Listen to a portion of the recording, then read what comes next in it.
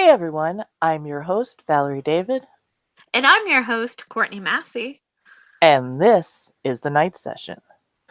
So it's not long after we just did a night session, but everyone decided to do, as I tweeted earlier, stupid and interesting things. So we felt like maybe we should do a podcast now so that we wouldn't have to do a 7-hour one in a couple weeks. It feels like Groundhog Day. Like we just did it, but now we have to do it again. and talk about the same people. Yes, but in a different way. But so it's fresh. It's totally fresh. It's extremely fresh and X-rated in some cases. We were really mad about this. Oh my gosh. Immediately after, you guys. Yeah, immediately after we finished recording, which was whatever, 2:00 in the morning or something. It was really late. And I go on Twitter just so I can tweet that we're done and it's in the editing process. And I see all these tweets about Andy and that he went into surgery, which was something we had talked about in the podcast. And it's like, seriously, you updated this now? But then it turns out there was a bonus. And I mean that. That for anybody that hasn't seen this, I don't know if there will be any people. He tweeted out his X-ray to show his massive metal hip socket thing he's got going. His dreidel. It just looked like a dreidel. You just put that in my mind. Dreidel. I made it out of clay.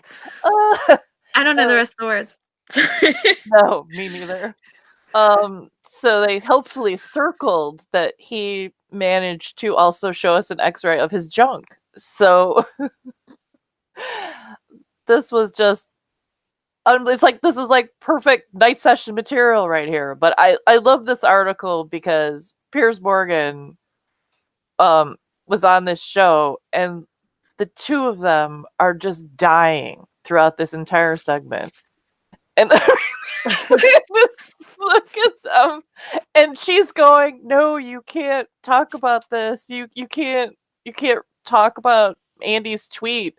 And Andy was like, apparently texted him and said, "Stop talking about my genitals on your show." But we're gonna assume he probably didn't say genitals. Yeah, and look, there's a huge dick on the screen, and it's not Andy's. Fuck you, Piers Morgan. Anyway, yeah, so, but I, like, if you listen to our episode that we just put out, I talked about his crotchal region at length. And I kept bringing up the fact that Andy likes to bring attention to his crotchal region. And then right after we end recording, he literally posts a picture of his penis. Like, and literally, like, we're using literally correctly. Literally, it's his penis. We all saw his penis. And it's also the most Andy Murray thing, because remember, one of his like most famous quotes is where he talks about how he can't get his balls out on court. And then all of a sudden he's on painkillers and accidentally posts his penis to the world. And yeah, so I do think it's funny that during Good Morning Britain that Murray is just sitting there watching it and like tweeting at Piers Morgan, like, "Stop it! Yeah. Stop talking about my penis!" You know. Stop talking about my junk. I just wonder what his wife was like. "Oh, Andy." like, oh my god, that reminds me of the show Coupling, for anybody who's ever seen it, where they always went, "Oh, Jeffrey." No, but it reminds me, like, we mentioned, I think we mentioned this last episode, where, you know, all the politics stuff that's going on in the U.S., and one of the governors almost moonwalked in a racist press conference, and his wife went, "Inappropriate circumstances," and stopped him. And I just wondered, like, like if his wife was just like, "Inappropriate, Andy," you know. But it was too late. No one was there to stop him. And yeah, but he hasn't removed because I think it was on Instagram. He didn't Well, what's It's the already out point there, I now? guess. Yeah, it's been all over the news. Everybody's been sharing it, so I think he felt like there was really no Oh point in my God. deleting it at this point. The real Duke of Sussex, and they blurred out the tweet. You can see the top of his blur. And then, can I see his penis? Definitely, as in definitely. Mr. Destroyer of Souls, Andy Murray, you have a very nice penis. He can destroy my soul anytime. Sorry. I know he's married. I'm sorry. Oh my God. But yeah, but I just think it's such a Murray thing to put out an X-ray and accidentally show the world your penis. Like accidentally, as people put it in, have been putting it in quotes. He accidentally. accidentally. Well, maybe he's like, I'm sick of people talking about my retirement. Here's my penis. Have fun, internet. The ultimate troll. Yeah, like he's sick of everybody talking about how he's like he's dead. So he's like, look how alive I really am. I was gonna say, clearly I've got a lot of life in me. And it could be in you. Oh my gosh, we should make Valentine's Day cards out of this. Oh my God, thinking of you. Yes. Oh, so, so Andy keeping it interesting and making our podcasts irrelevant minutes after we've posted them. Yeah, wait, I got one. Okay, so think of the Valentine's Day card, that's on the front. And then inside it says, you don't need X-ray vision to see my penis. To see how much I love you. Yes. That's better. Hers is better. I just wanted to say penis again. I just want to say penis. Stop saying penis. Penis. All right, sorry. Oh God, I remember. What? I'm drooling a little bit. Like, pardon me.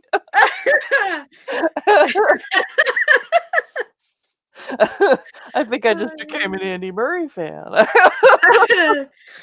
You really should. Everybody should be a fan of him because he's the gift that keeps on giving. Just when we think he can't gift anymore. Just when we think he can't top himself. He thrusts more gifts in our face. Oh, and speaking of people who just keep trying to top themselves, here's another edition of Aussie, Oi, Oi, Vey. hey. Oh my gosh. So, as most of you probably know, Bernard Tomic did a 60 minutes interview with 60 Minutes Australia. And my first impression of the interview was, did he murder someone? Like, while watching this, I felt like I was watching an interview with the Menendez brothers. Yeah. Like, I understand. Yeah, look at this. Hard-hitting interview. There's so much to say. Especially, and I wrote all these notes. You can see it in the trailer, so I'll bring it up now. I wrote notes as I was watching this interview, and one of my notes just says, God, stop winking. It's one of my notes, and you see it in the preview, although they twist it a little bit. Yeah, because it was amusing because her reaction was like, ew. But that wasn't her actual reaction from the interview. No. But yeah, so this woman who I don't know, I'm American, I've never seen her before, was really trumping up the like, I'm a serious, hard-hitting journalist, and I'm gonna stick it to this guy. She was a little bit intense. Yeah. And I felt like like I said, it felt like he was a murderer and she was doing a prison interview with someone and accusing, just her tone, I felt like was a little bit over the top. But I mean, I guess there's a lot of serious things that were in the interview. I mean, it talked about Hewitt possibly threatening Bernard when he was 16, and his threats to Hewitt now. And they also talked about his father's assault on his old hitting partner. So there were serious things in the interview, but I did feel like it was a tad over the, and 60 minutes interviews usually are pretty, serious in tone. Yeah. But it just, watching it, it did feel a little bit ridiculous. Yeah, because I actually didn't, I mean, I don't know if 60 Minutes Australia is different from our 60 Minutes. Like, I wouldn't have assumed so. But I noticed there were some comments from people that were like, oh, like trashy magazine, tabloidy kind of show. And I'm like, that's not really the way ours is. Like, I'm not going to say they don't play stuff for drama or whatever, but it felt like they were trying to make this more serious than it warranted, which is kind of what we talked about the last time about this stuff, that is it really as bad as they keep making it out to be? Yeah. Because, I mean, that was the thing that impressed me about this, was that I remember when Leighton was saying that, oh, he threatened me and my family and stuff, and then the reporters asked follow-up questions, and his answers were then vague. And I'm going, well, if he threatened your family, wouldn't you remember, like, it was on this date and he said it because of this and, blah, blah, blah. But it was just kind of like, whatever. I thought Tomic was fairly convincing in this segment about, I would never say that. My problem is with him. I did threaten him. Here's exactly what I said. Yes. But why would I bring up his children? That's insane. They have nothing to do with anything, and I would never do that. And it's really, I'm pissed that he told people that I did. I would say, to me, out of this whole interview, I think a lot of things were kind of ambiguous and awkward and weird, but I thought this section was fairly clear, where I was kind of like, I believed him more than Hewitt, because I felt he gave a more clear answer. That Hewitt just kind of seemed like he was maybe exaggerating. Yeah, I felt the same way. In our last episode, one of the things I said were, Nick and Tomic have, bad reputations and stuff, and they get sassy and they get a little shitheady in interviews, but they deal with so much crap from their own news media in Australia. Some warranted, some not. So I think they do have a chip on their shoulder, and they do kind of lash out in different ways, but I understand why they do it. But with that being said, it gives, I think it kind of gives Hewitt a false standing where you would maybe believe him more, because he's not as wild and crazy as some of the other guys, and he has a better reputation currently. I was going to say currently, because one of the things that this showed was they brought this up, which I had forgotten about, because I remember watching Hewitt when I first started watching tennis in like 2003, where he was kind of rowdy and he'd fight with the umpires, and he was kind of a little bit of a bad boy. But I forgot about this now, because I feel like his reputation has changed, and he's become more of, this legendary status where people look up to him, and he's either Davis Cup captain, and I feel like he has a different persona right now.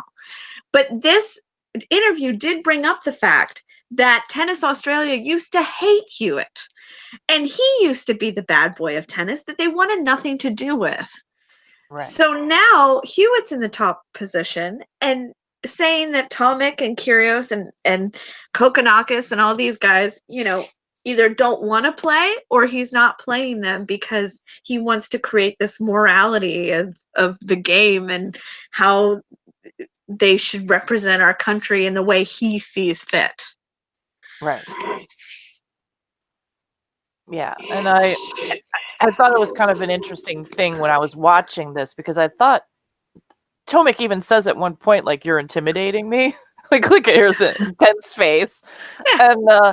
And I was feeling like, like watching a 12-year-old be interrogated about why he took a cookie from the cookie jar. It was like, it's like you're just imagining, like, you know, I got into a fight in the 8th grade with my best friend over you know, whether an actor looked better with or without a mustache, you know, and it's like, and it was like if we had to go on 60 Minutes and explain, you Yeah. know, I said this Yeah. to her and then she said this back, and this is kind of like how this was. Like, it's not really something that could be defended or explained, or it's kind of like no one is coming off better from this. Like,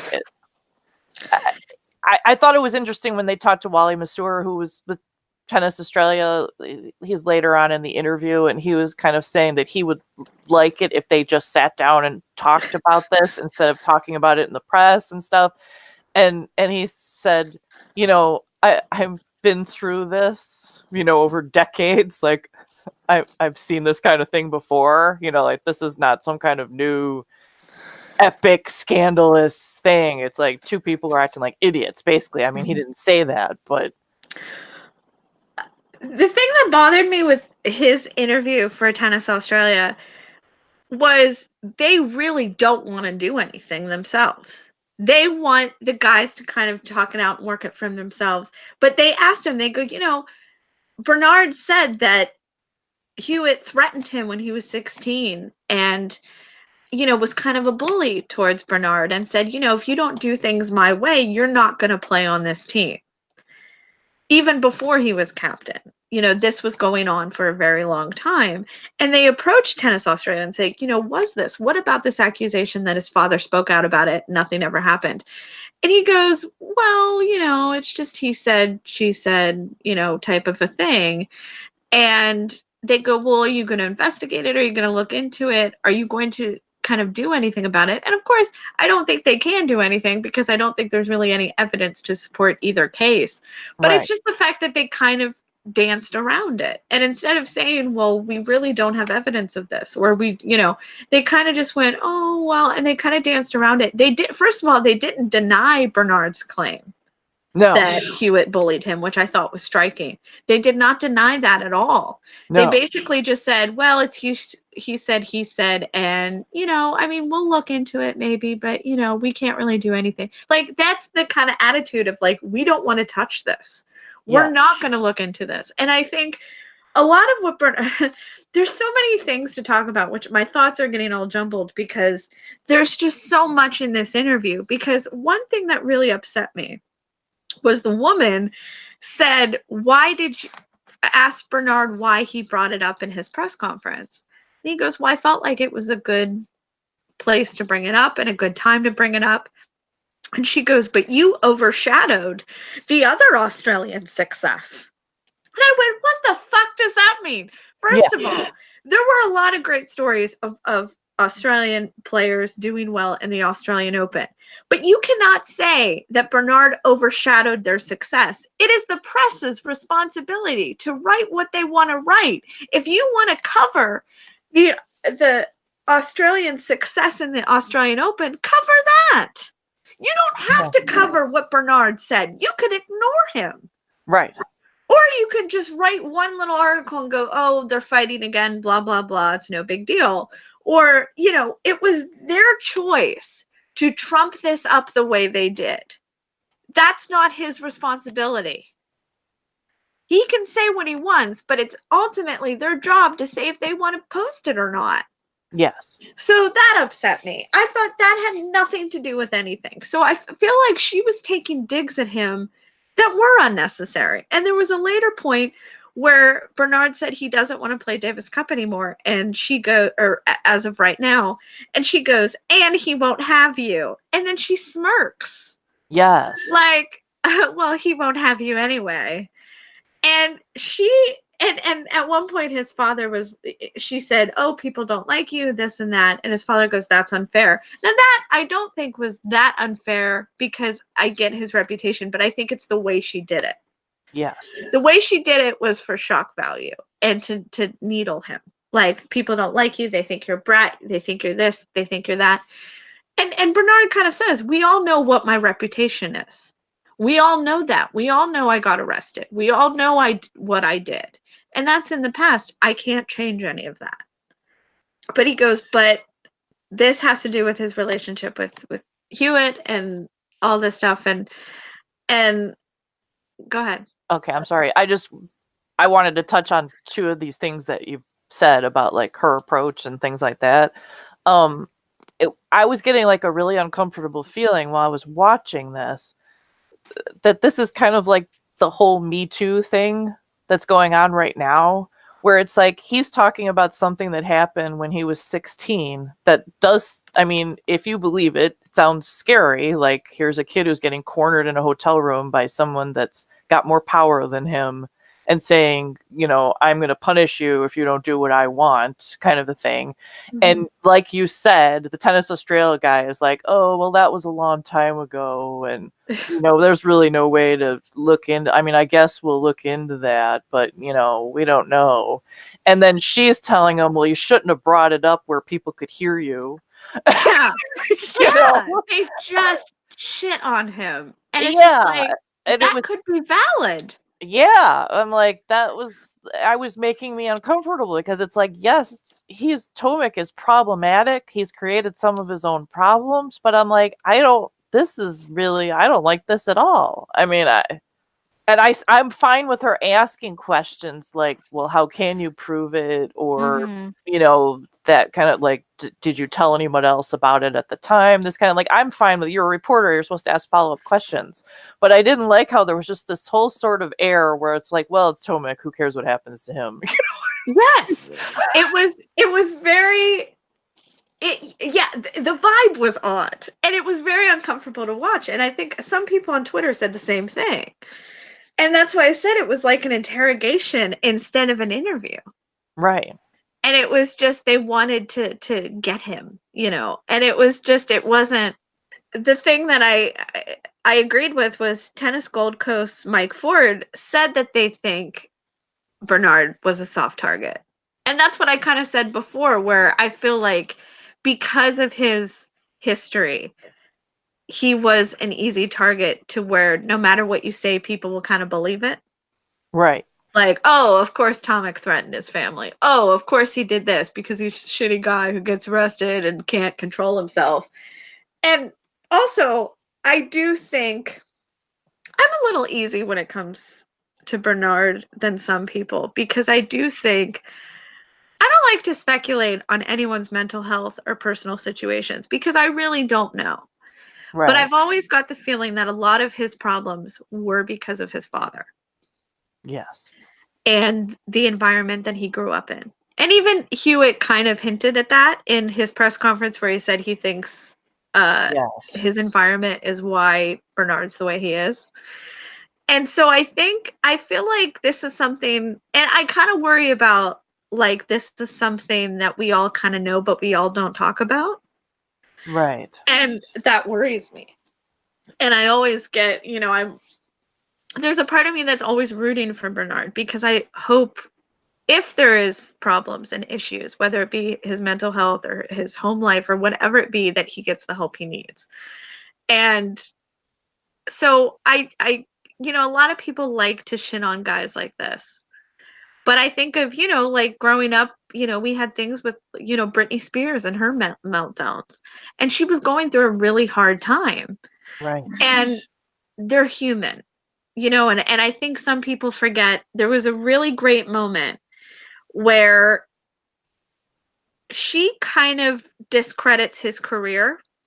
And he goes, what are you talking about? He goes, I'm happy with my career. I've had success in my career. He goes, we can't all be Roger Federer. You know, we're not all going to have that same career. And I've said this a lot too, where people think if you don't have 20 Grand Slams, you're a failure. Right. And success looks different to every person. And I think Bernard's had success. I mean, he's not everybody is going to make it to the top, no matter if they want to, or stay at the top, or, you know, there's all these different factors that go into it. And I think people really don't understand how hard these careers are. Yeah. And because they see players like Roger Federer who just make it look easy. You know, Federer used to have, you know, when he was younger and he would break rackets and kind of have be a little bit heated on court, but then he kind of grew up and became the Federer that we know. Right. And I think people expect that. They expect players to maybe have like a year or two where they're rebellious and have to figure it out. And then as they get older, they're supposed to mature into Federer. And that's not realistic. And I think I like players like Nick Kyrgios who, and Naomi Osaka is a really good example of this, because not that she's wild or crazy, but the fact that players are getting more open about their emotions and showing their cracks. And I don't mean their butts. They're starting to show, like Nick Kyrgios sometimes will come into an interview and say, I hate tennis, I'm sick of it.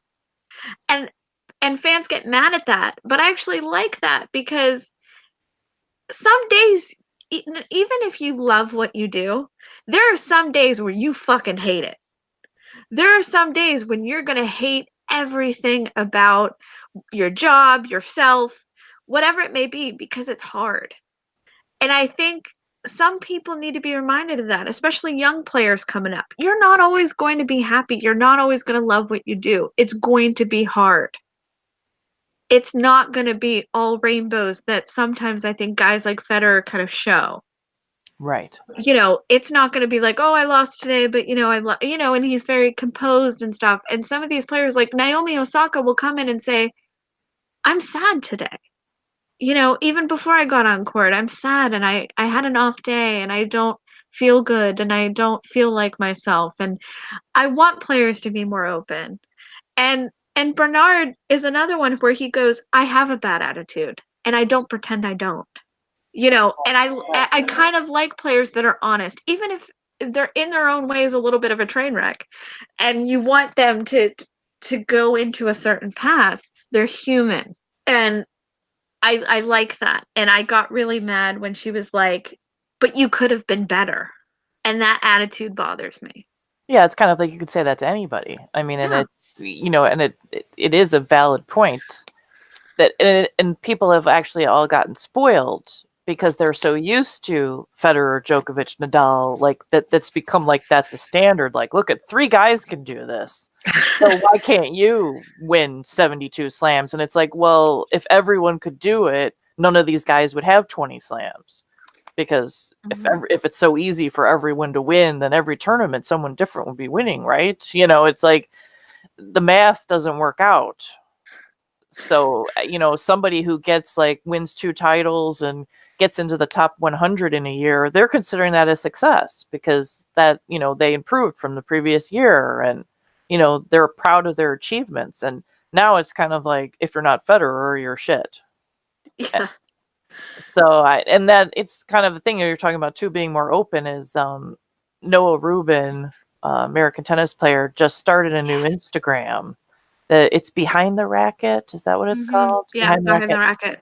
And he's getting quite a few players to come and write just a small essay about something deeply personal that they've experienced on the tour, whether it is like a mental health thing or just struggling with not having success or issues with they don't get to see their family or, and it's kind of like it's showing this other side where it's not all about just, giving victory speeches and, doing ads, it's like this is a lot of hard work and doesn't always work out for everybody. Yeah, exactly.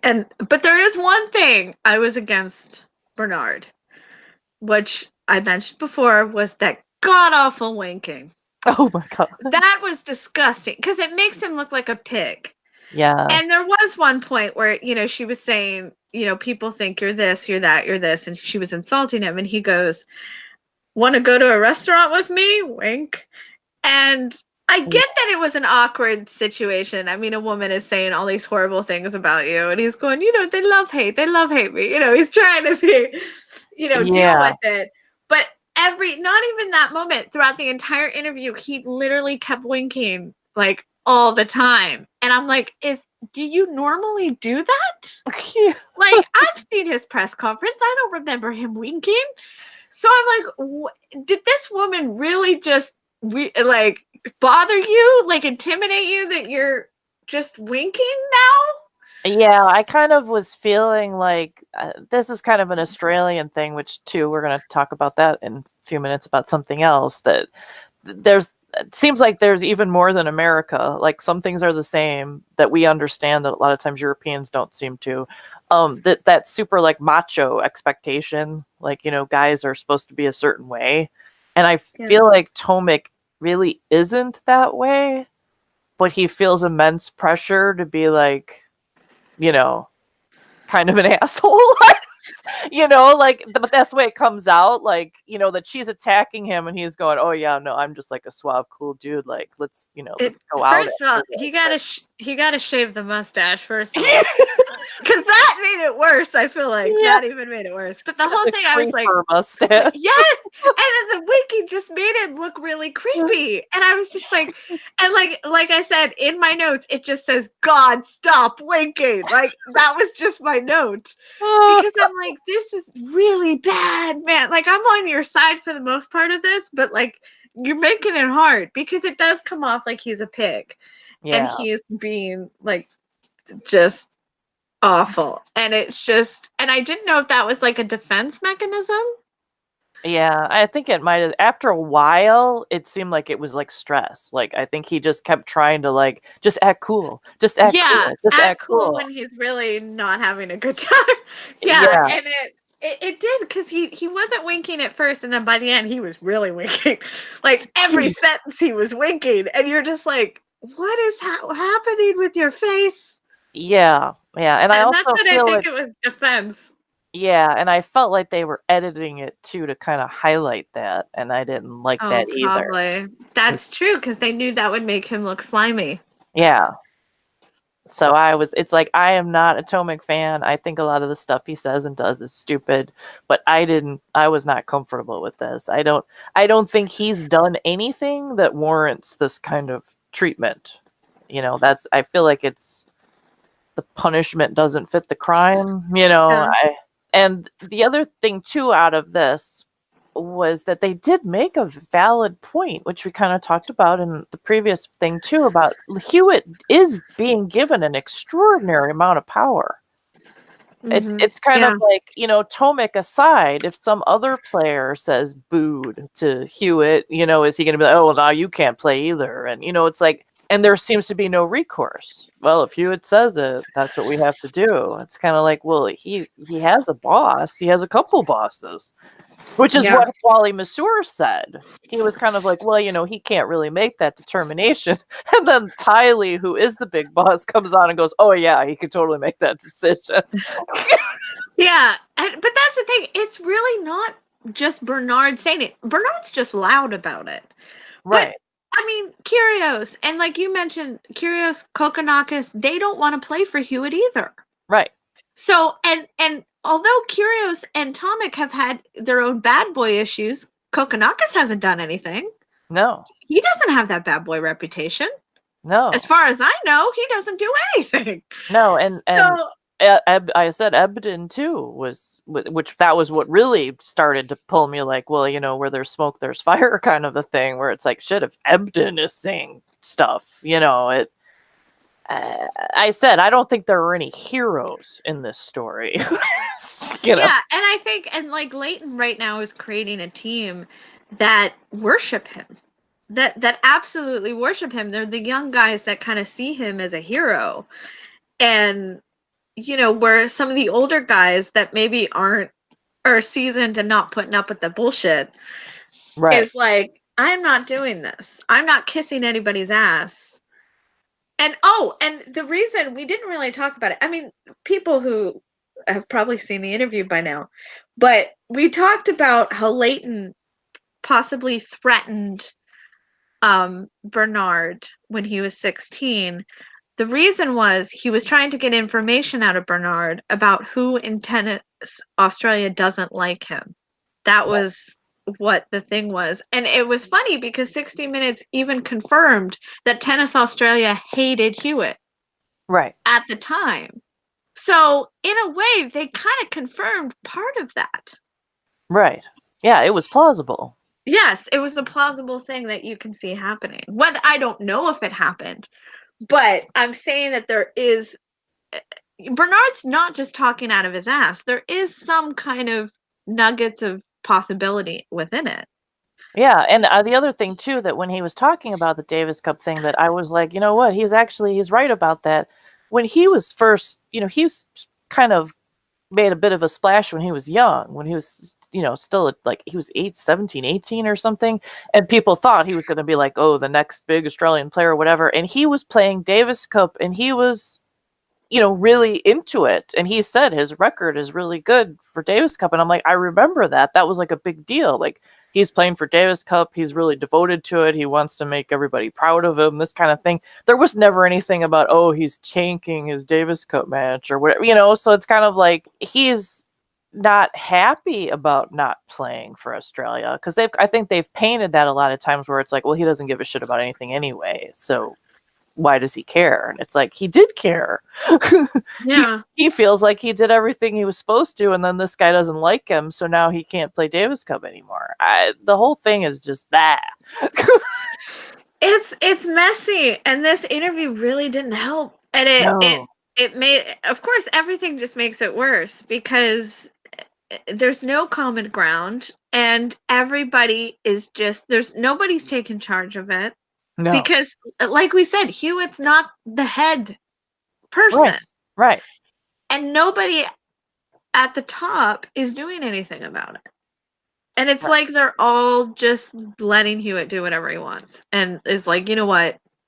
Tomic's a fuck up. No one cares. Right. And that's kind of the attitude I get from it. And that's why I'm not against Bernard in this at all. And I just think it's such a messy thing that I don't know how they're going to fix this, if at all. I don't think they will. No, there doesn't seem to be anybody who's in a big hurry to. I mean, they've just been complaining about it for 3 years, but no one seems to really be doing anything. There's just a lot of finger pointing is really what it is.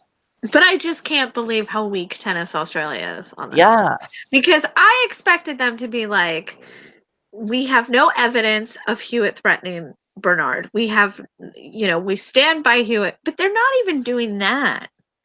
No, it's all they were really just, it's between them. They really have to sit down together and, we'll look into it, but there's not really anything we can do, and it's just like, you're in charge. And it is too, because it isn't just Tomic. I mean, because if you're like, oh, well, Tomic and Hewitt have this kind of thing, and it's like, because it's Kyrgios, and then it's Kakanakis, and now Ebden's saying he's not happy, and it's like, where does it, like, how many players have to say, I don't really like this dynamic before they actually decide maybe we should do something about it? It's like, does Hewitt have dirty pictures of these people stashed somewhere? Well, like you did compare it to the Me Too movement. It's like, how many women have to come forward before you're like, you know what, maybe there's an issue here we need to look into or work out. Yeah. And it's just, nobody cares. They don't. Nobody cares. And because Tomic has the reputation he does, nobody cares. Right. And nothing's going to change. And that's why I said Hewitt has a better reputation. He has the more legendary status, and they want him in that position. We talked about this before, how Bernard said, he's retired. Why does he keep playing Davis Cup? Right. And taking that spot from somebody. Right. And everybody agrees with that. Even people who like Leighton agree with that. Yes.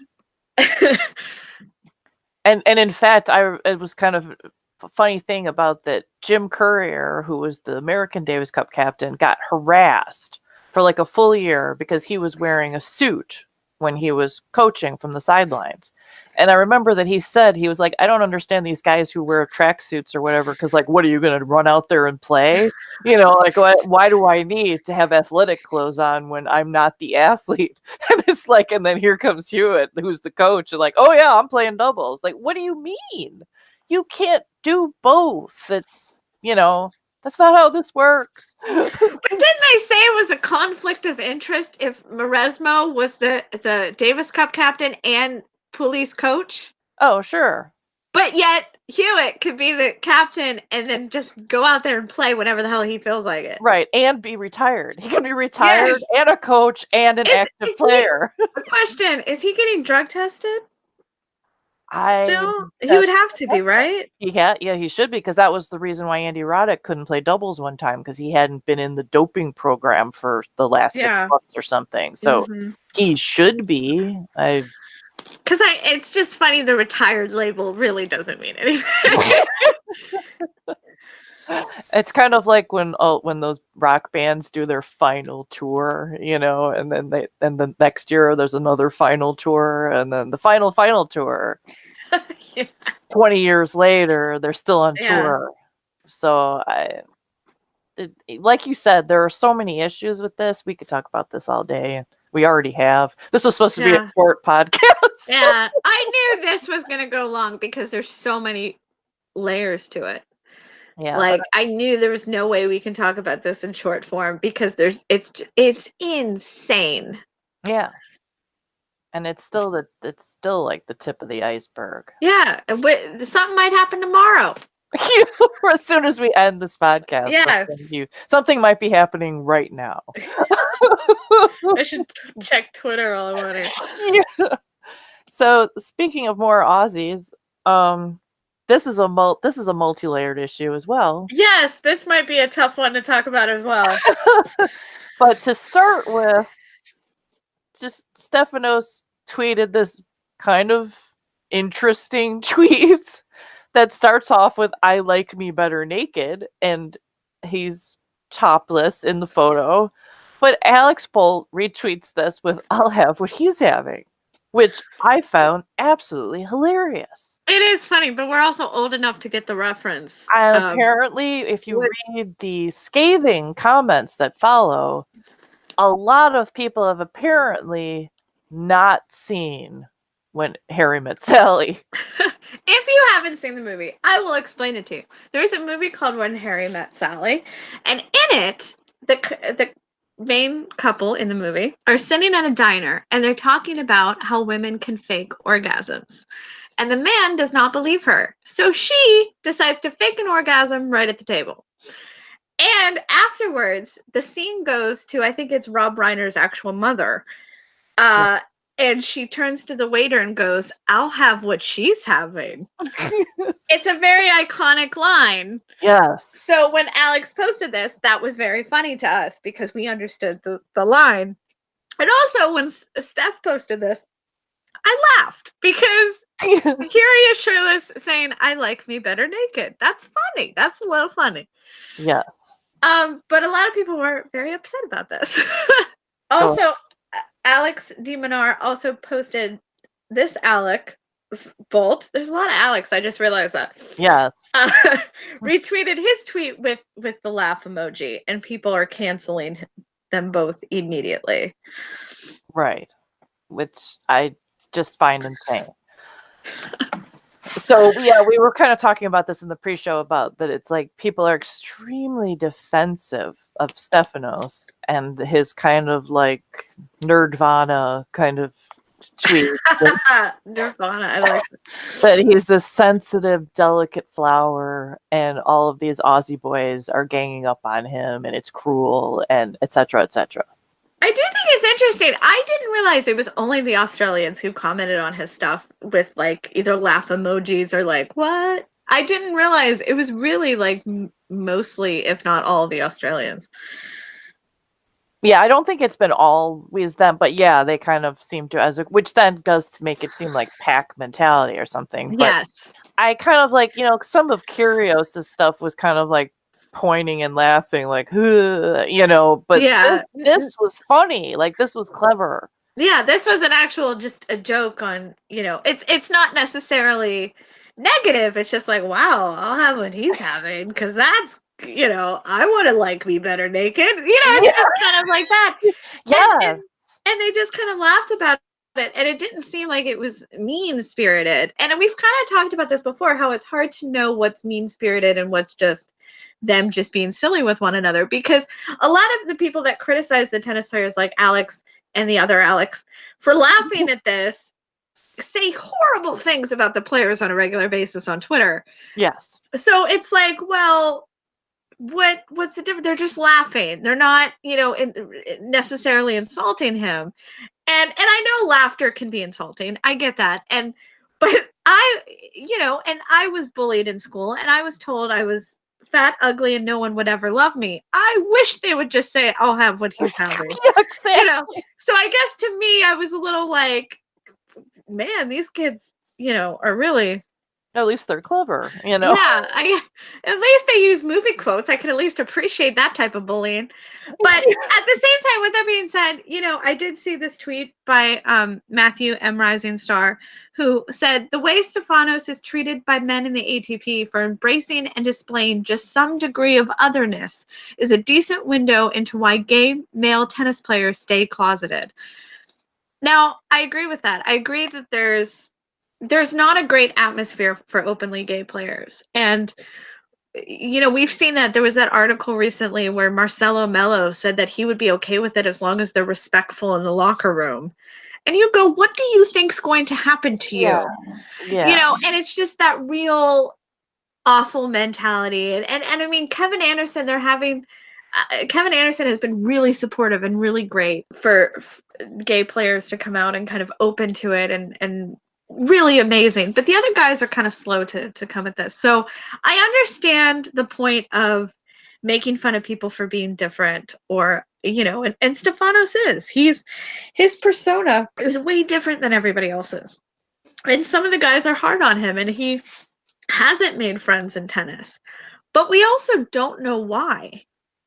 Because we're kind of prejudging and kind of saying, oh, they just don't like him because he's different, or, but also we really don't know what their interactions are in the locker room, or, we just don't know.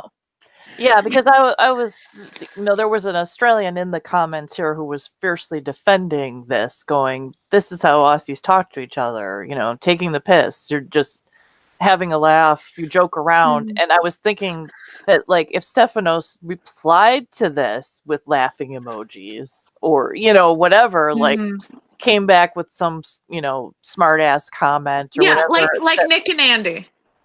Yeah, exactly. And it's like, it would all be fine. And the thing is like, well, I guess, if Steph isn't taking it that way, then you should stop doing it. But this is the first time I've seen Alex Bolt do anything like this. So he might not be aware that there's some trend of Australian players picking on Stefanos. It's like a lot of times people are, making some conspiracy where none exists. It's like he might have just been scrolling down his timeline and went, I'd like me better naked, and went, what? But that's the thing is, I did that when I first read that. I was like, and I kind of laughed and went, what is that? And I go, I mean, I might like you better naked too. I'm not denying that. I'm not saying like I laughed. I'm not making fun of him because, like, I probably like you better naked.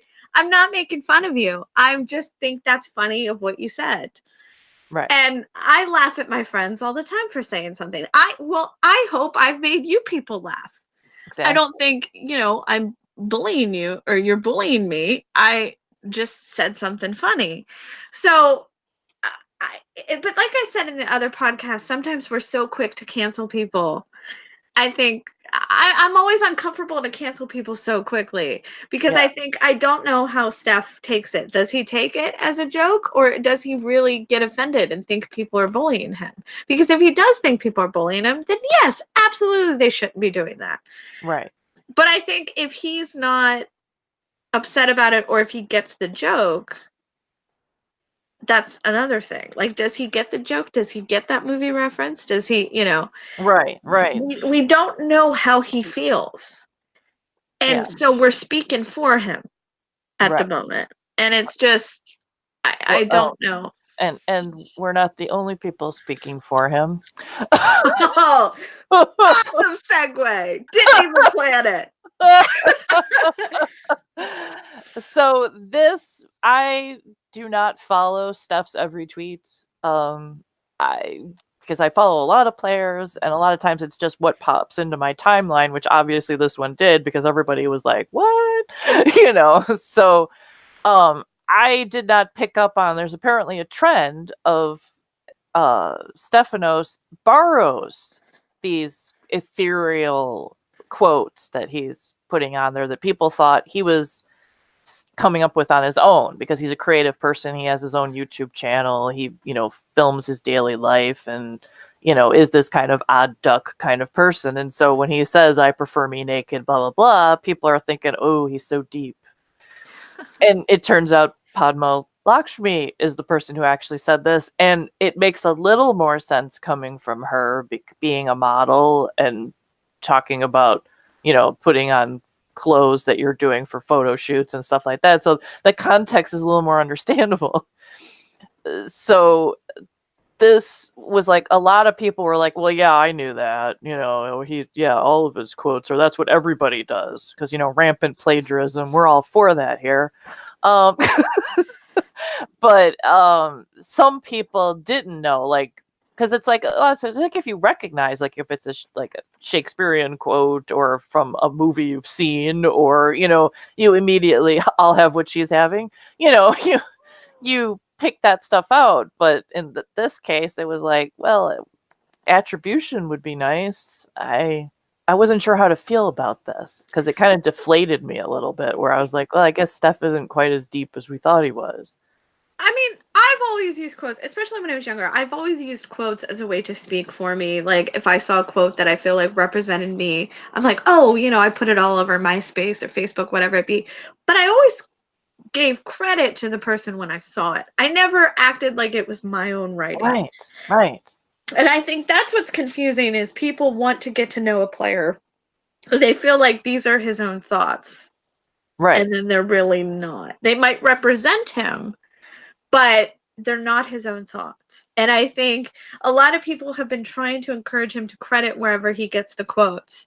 And he's really not doing that. And then he upped it recently he had a tweet saying, give me your movie ideas. I want to make a movie. Yeah. And I'm like, first of all, I have done that in the past where, there are those like writing competitions where maybe you can get like $100 or something, like a short story competition, and I'll be stuck and I'll go, oh, it's not something I plan to do.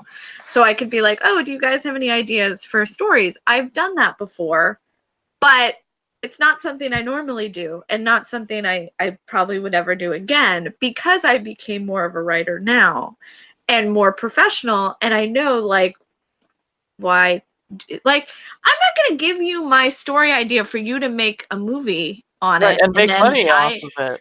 And then I get nothing. Like, I can give you advice on how to get ideas. Right. But I'm not going to give you he was just like, characters, story ideas, what do you got? And I'm like, I'm not going to, just because you feel like you want to make a movie and you have the money and means, I'm not going to give you that. Yes. So you can make this movie and I get shit. Like, I'm not going to do that. And I hated that so many people were answering him genuinely. Yeah. And I was like, no, fucking make him do the work. Yes. And it's just like, so he doesn't write anything. Right. And so that, I guess, was annoying, that he can't even write a Facebook status, and he can't write a movie, but he wants to make one. Like, and it's just, that bothered me. I'll admit that got to me as a creative person who wants to do this for a living. I'm like, you can't, he's taking like an easy way out. I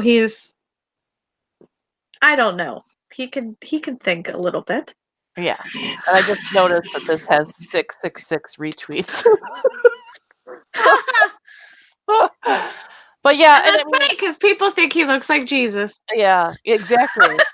Exactly. And I was thinking, I'm like, okay, if you want to take this as, Stefanos is deep and he's having an artistic vision, I could see how maybe he's thinking, like, he goes and searches out quotes that like move him and then gives his own interpretation of that quote, and it's like an homage to this person. But it's like, even if you don't even give attribution, even if you just put quotes around it. Yes, that's what I was thinking. Just put quotes, man. Yeah, and then people go, oh, is that not his, and then you could do an easy Google search, because, it wasn't hard to find out who this quote was actually from.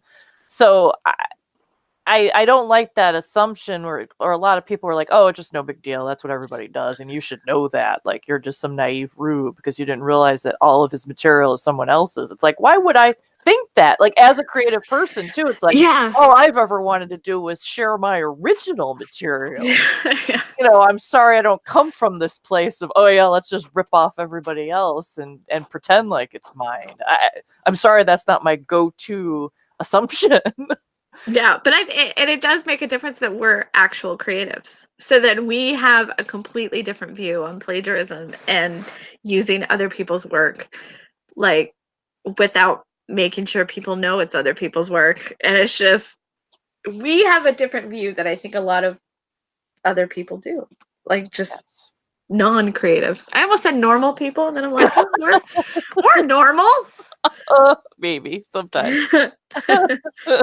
Creative people, we really are a breed. Yes. Yes. But and you know, controversial hot take here about when, you know, why are people picking on Stefanos and stuff? There's a small possibility that maybe he's a jerk. I was thinking that too. Like, we really don't, or he could act. You know how he uses people's quotes and stuff? He may not come off maybe as genuine. And Right. people don't know what to make of it. Because I have people in my life, not saying they're not genuine, but I've had people in my life where I couldn't figure that out. Right. Where they seem like they were putting on a character, but maybe that really is who they are. And I couldn't get the vibe, so you're kind of weary about them. Yeah. And that's, I feel like that's just a natural thing. That's not necessarily against other, because I'm usually the other. Like, you know what I mean? Like, I'm usually the one people think are weird or odd, or, you know, because I've always been more of a creative type, or watched TV shows that no one's ever heard of. And, you know, I always liked things that other people didn't like. So they always saw me as this odd other. Right. So I'm very aware of the other thing. Yeah. But I'm also aware that sometimes people just genuinely just don't like you. Yes. And don't like your vibe. And he's just not that into you. Yeah, like, I am, you know, sometimes you say things that people just laugh at because they're funny and unexpected. And nobody, come on, everybody had to laugh at this because nobody expected it. Right. For all of a sudden, a tennis player to post a picture of him shirtless, and the first thing says, "I like me better naked." We all laughed and went, yeah, we probably do too. Like, that's our reaction.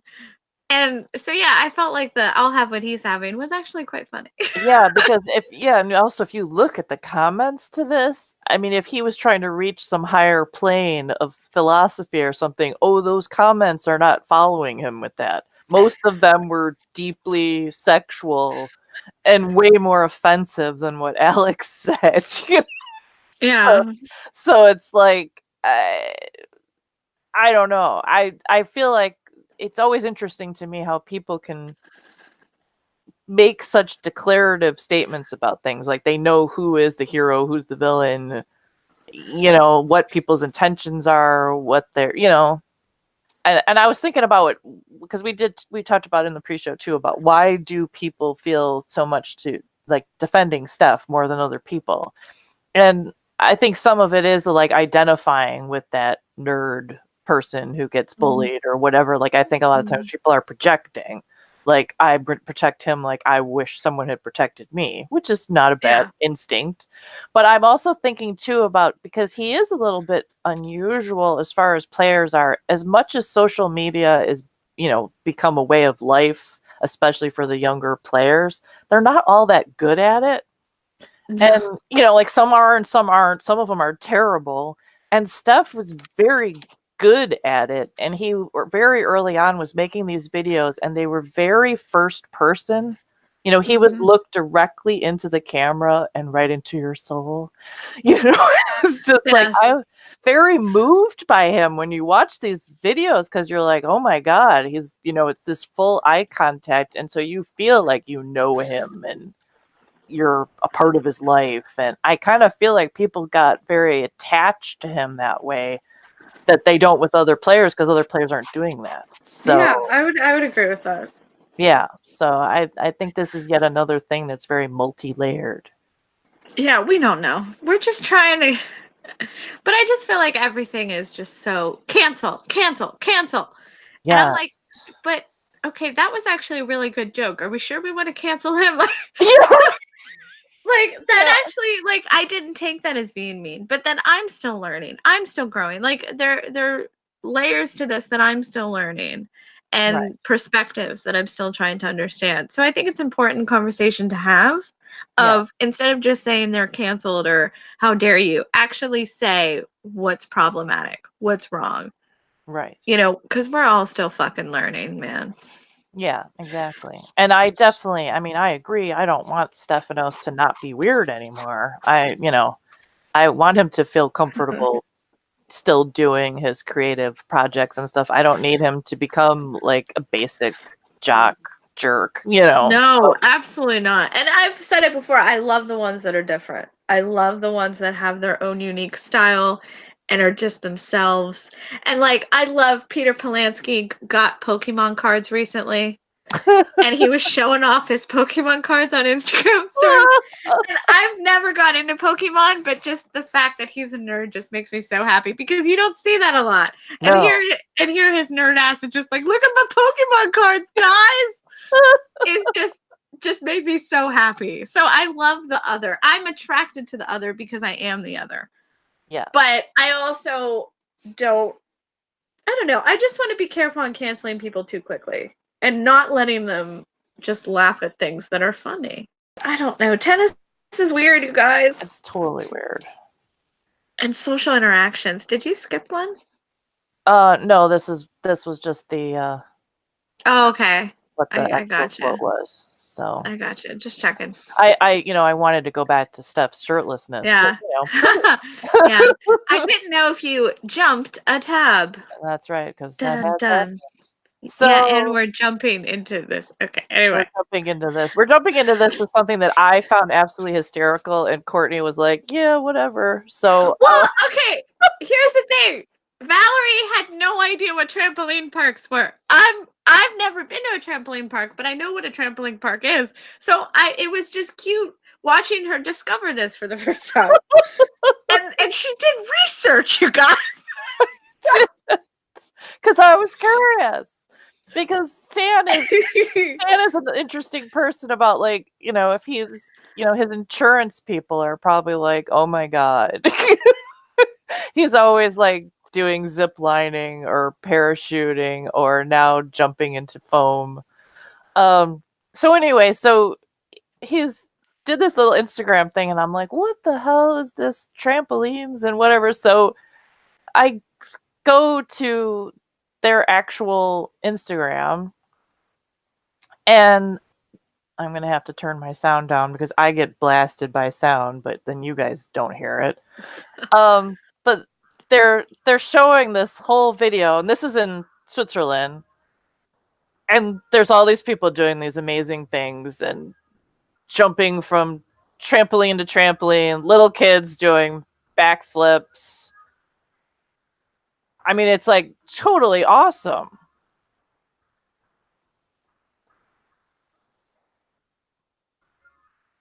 Oh, that's a cool slow-mo. So I'm like, so this is this really cool thing, and it's like mesmerizing, and I'm going this, and of course I'm thinking, I'm like, I could never do any of this. Yeah, I could just boing up and down and then just land in the foam. That's all I got. Yeah, exactly. But I'm marveling at like how awesome this is and how many of these kids are able to do this, and I'm going, does this exist? By us? And I mean, it's not like I don't think we have trampolines. I mean, our neighbors had one in their backyard. So it's not like I've never seen a trampoline before, but I didn't realize that they had these indoor things. So there turns out that there is one actually right in Chicago. So when I'm looking around, I'm going, I'm watching all this bouncing and stuff. And I'm like, maybe because I am American, I'm thinking, this just seems like kids are going to land on their head or get stuck between the trampoline and the metal bar that surrounds it. I'm thinking of all this kind of stuff. This is why I don't jump out of airplanes and things like that. But so I go and look, and on their webpage, I've got, here's a safety video, and you should watch this before you come to this park. So I'm watching, and the first thing that they do is you must fill out a waiver. That's like step one. Like, we're not even going to tell you anything about the park. You have to fill out a waiver first and sign away all your rights that we're not responsible for anything. And then here, put your little socks on and take your jewelry out of your pockets. So then they're giving the safety video, and this girl is talking a mile a minute. And all of this stuff that you're seeing in the video that looks really cool, you can't do. So it's like, don't run across trampolines, don't go from one trampoline to another, don't do a backflip, you can only do one flip. So everything that we watched in that Swiss video is all illegal in this park. And the way that Stan was jumping into the foam, also illegal. So it's kind of like, look at that, that was awesome. Nope, can't do that. They've got this massive rock wall that you can fit like 50 people on, and they're like, wait till the one person is done climbing the rock wall, and then you can go up there. Going. It reminded me of, I had a friend one time that went and stayed at her parents in like one of those senior communities, and she went to the pool, and there was like a I don't think there were no signs or anything. And she asked, she's like, are you able to dive, into the pool? Because it's deep enough on this one end. And he goes, there's no running, no jumping, no diving, no fun. And so, yeah, here's the no, don't flip from the wall. Don't fall head, chest, or feet first. But this is what I wonder. Like, we were talking about this because she showed me the safety video, and I go, but how much is this, like, legality? Like, they have to make this safety video. Like, you can't do this, you can't do this. But I wonder how much of it is actually enforced. Right. Which, I mean, it probably is, but I'm just curious of how much that's really enforced. Yeah, because I know, like, the Swiss one, when I looked at some of the other videos, what they had, too, was they had a regular section where like the kids and stuff would be, and people like me who can't do anything, and then they had like the pro section where the people are flipping and scaling 25-foot walls. Yeah, like right now they're showing the performance trampolines.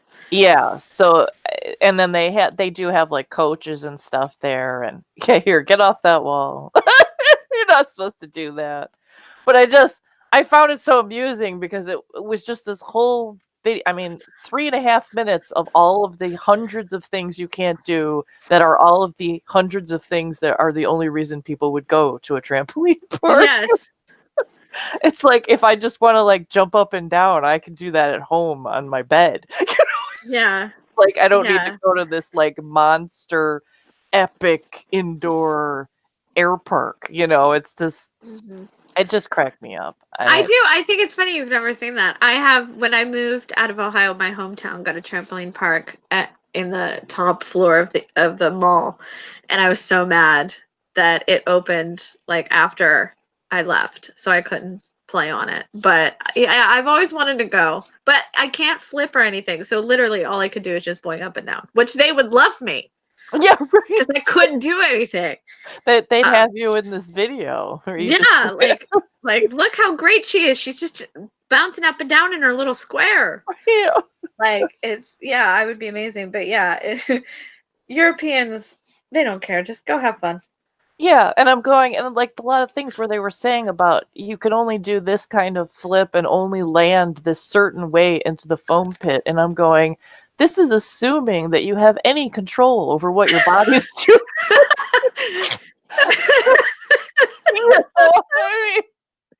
They're acting like we're gonna have total pros who can control their movements come here and not do anything.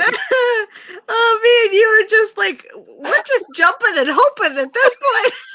Yeah, I just don't want to crack my head open on the mat. No, you're wanting me to land in a specific position. But that's the thing. I do not go on trampolines that don't have a net around them. Because if you land wrong, you'll get flung one way. Instead of just going up and down, you'll actually get propelled like right or left, and you can fly off the trampoline. So I only use trampolines that have a net around it so I don't fall off. Right. So yeah, like I just bounce and hope. I don't have control over my body. Yeah. So it was just an interesting thing because it's like your Stan going, Yeah, and you're not supposed to land on your head. your head and your chest. I mean, he belly flopped. It's like that's rule number 57A. 57A. I wish they showed the whole video and not made a boomerang. Yeah, I know. Because I want to see him like actually land. Exactly. Yeah, they didn't want to show you that. Stan's dead now. Stan's dead now. So people can let me know if they've been to trampoline parks, if they had to follow the safety video, if they signed a waiver, if they had a lawyer present.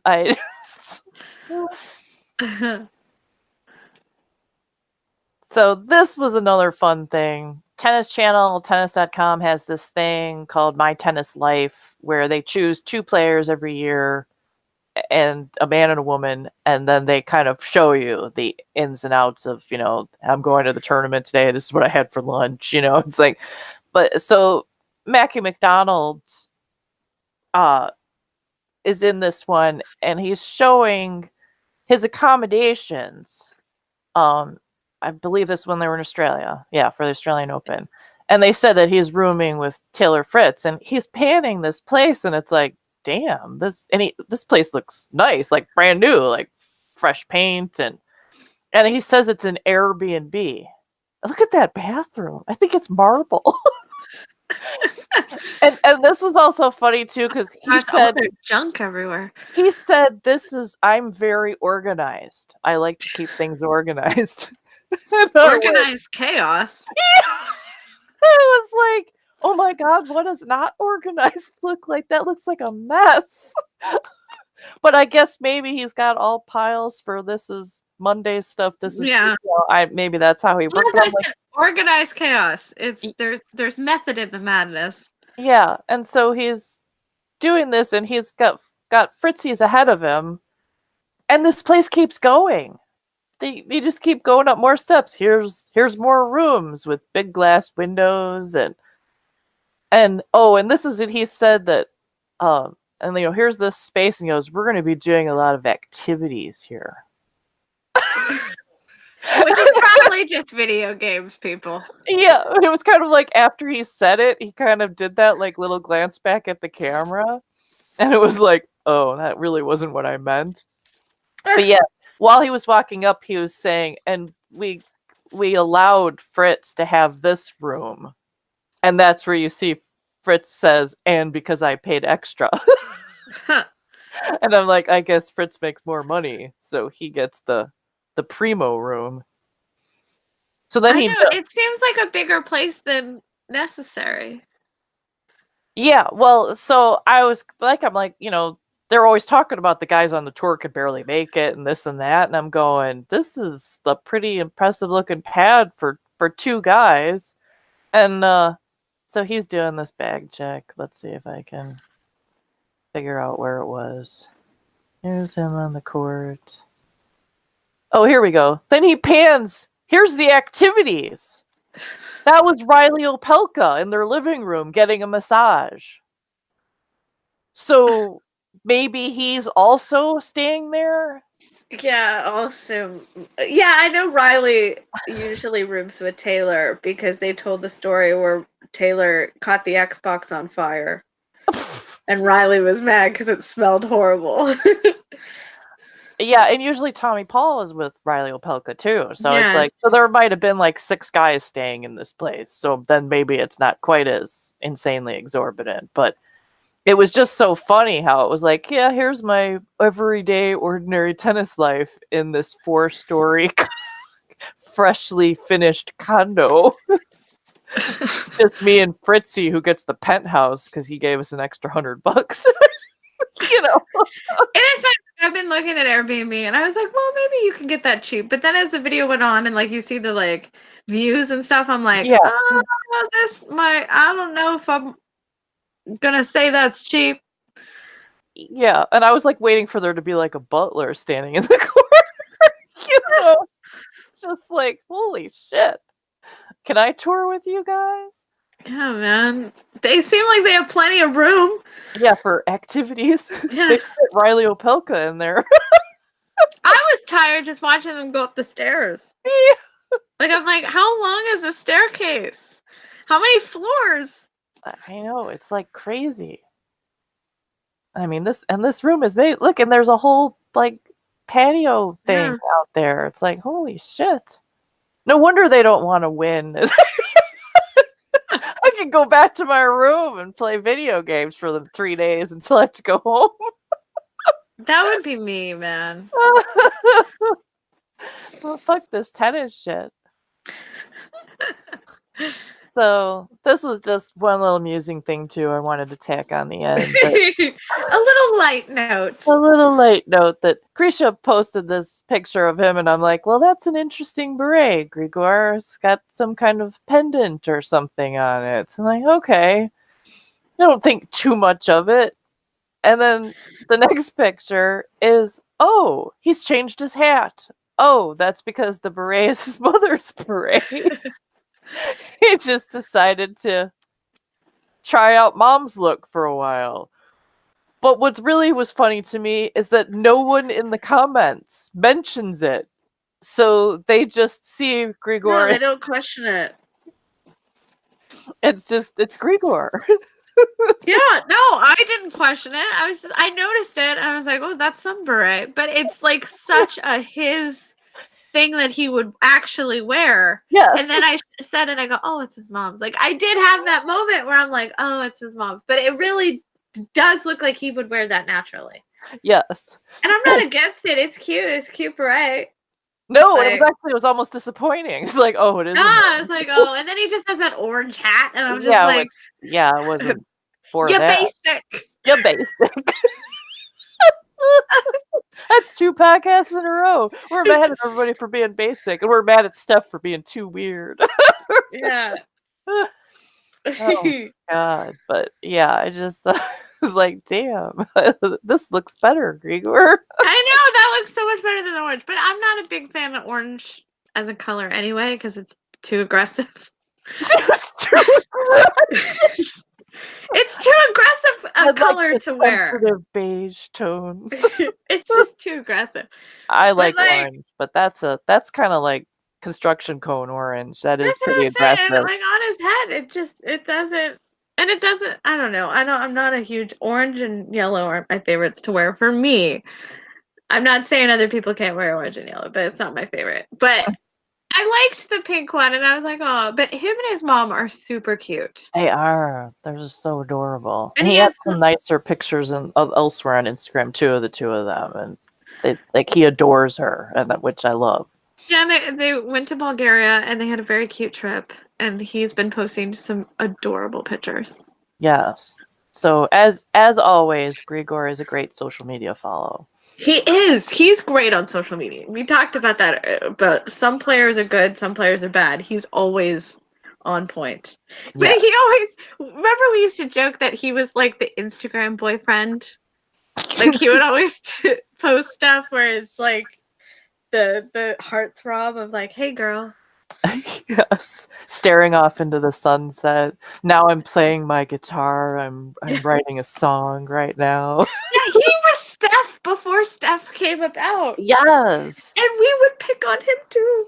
Yes, and he also plagiarized. I did not realize that some of the stuff he said was quotes. Also, I didn't know that. Yes.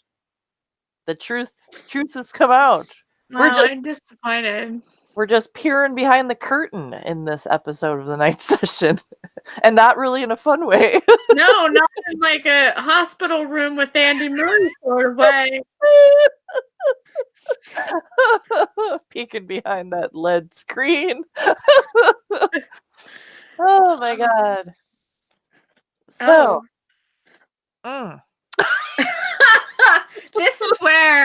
This is where we're gonna lose Val. Just warning you. Strap in. Yeah, because I I had been seeing pictures and stuff on Twitter of this that they were like, "Hey, Alex actually does have an ass," you know, because it's always. I mean, we just talked about it in the last podcast, or he even. Hey, asparagus has asses. Yes, Zverev has asses, which I'm so mad because I couldn't find it. Because we did a podcast previously when Sasha was younger. He was more on the cusp of being pervable. And he was super skinny, but he was on an exercise bike. And we were like, damn, he kind of has a peach there for being a skinny boy. So the work has paid off. There's even more peach. But I hadn't seen this actual video. And we knew that the Aussie stuff was going to take a long time in this podcast. So I'm like, well, I don't want to make a whole separate segment out of it, but I'm like, I want this picture in the podcast. This is important. So I put it on the end titles, but Courtney was like, well, I'll send you the video so you can actually see it. Well, yeah, as soon as we're done recording, I'm going back to that video. Because damn, I am not a Zverev, like, I'm not on the bandwagon with everybody else. He's not really my type, kind of. Like, occasionally I'm like, oh, that was attractive. Well, he has pretty eyes, that kind of a thing. But I'm not like, oh, like I am with porno. I'm sorry, that just sounded like you were aggressively masturbating. I was aggressive as the color orange. Yeah. But yes, like Borna or Pookie or something. But that video is he's playing tennis in a suit in the rain, and it's shot very beautifully, and it's intoxicating. I've said this before. I think more tennis needs to be played in suits. Yes. I want it. It's probably not comfortable. I mean, you can get flexible material. That can, Yeah, well, I think that was the point of this. That you can do that. Just like Federer's got the comfort clothes on, and it's like, yes, please. Exactly. Like I know we kind of want the shorts to come back, but I want the suits. Yes. And like I think that's great. And yeah, he did look really good in the ad. And it's like a tennis ball machine that also acts like a Dalek from Doctor Who. and then he's like hitting the balls back, and then it just starts raining for no reason other than to make him look more modelly. Yes, it's like the woman in the white t-shirt in a movie. It always get rained on her in the shower or something. So it's the same kind of thing, and I appreciated that. Yes. I'm trying not to. It's funny. I was like, maybe I'm not going to make that wet joke like we hold back in this show. Like I haven't said the worst things I've ever said on record in this show. But no, a wet joke, that's too far, Courtney.